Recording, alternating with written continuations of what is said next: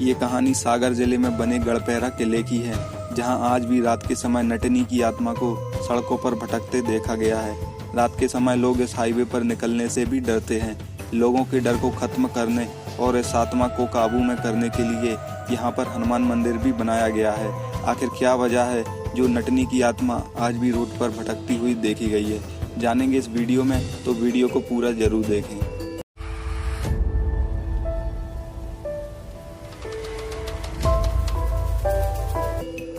मध्य प्रदेश के सागर जिले में बना यह किला न सिर्फ अपनी सुंदरता के लिए जाना जाता है, बल्कि यह किला अपने पीछे कई ऐसे राज छुपाए हुए है, जिसकी वजह से लोग दूर दूर से इस किले को देखने के लिए आते हैं।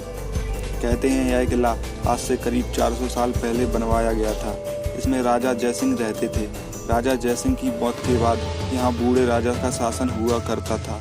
फिर उसके बाद इस किले में जो घटना घटित हुई, उसके बाद से यह किला एक वीरान और उजाड़ खंडर बनकर रह गया है। स्थानीय लोगों का कहना है कि आज से कई वर्षों पहले एक नट और नटिन की किसी हादसे में मौत हो गई थी, जिसकी वजह से उसकी आत्मा आज भी इस किले के अंदर और हाईवे पर भटकती देखी गई है। तो आइए जानते हैं कि आखिर उस नट और नटिन के साथ क्या हुआ था, जिसकी वजह से उसकी मौत हो गई थी। आज से कई वर्षों पहले जब बूढ़े राजा का यहाँ शासन हुआ करता था, उस समय पूरे बुंदेलखंड में उस नट और नटिन के खतरनाक करतब हुआ करते थे, जिसकी वजह से वह नट और नटिन पूरे बुंदेलखंड में मशहूर हो गए थे। आपको बता दें कि नट और नटिन वह लोग होते हैं जो खतरनाक और अजीबोगरीब करतब दिखाकर लोगों का मनोरंजन करते हैं।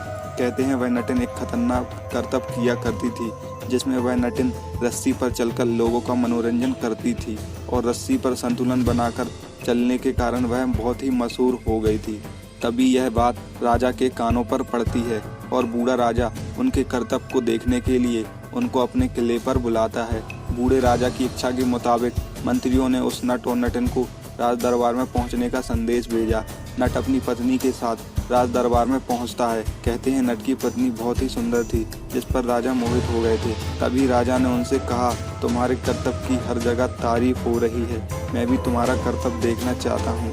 अगर तुमने यह सच में कर दिखाया तो उपहार के तौर पर मैं तुम्हें आधा राज्य दे दूंगा।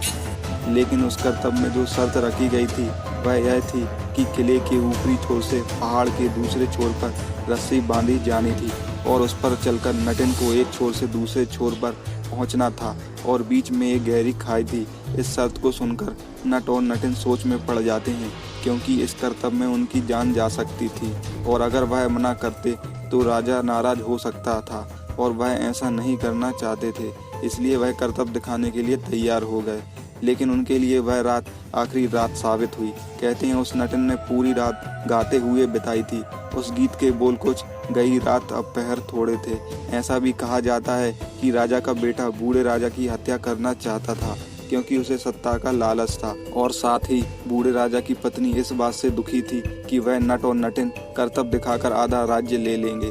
जब दूसरे दिन करतब शुरू किया गया तो हजारों की संख्या में लोग नट और नटिन को देखने के लिए आए। नट के नगाड़े की धुन पर नटिन बांस के सहारे उस रस्सी पर संतुलन बनाकर चलने लगी और देखते ही देखते वह आधी दूरी तय कर लेती है।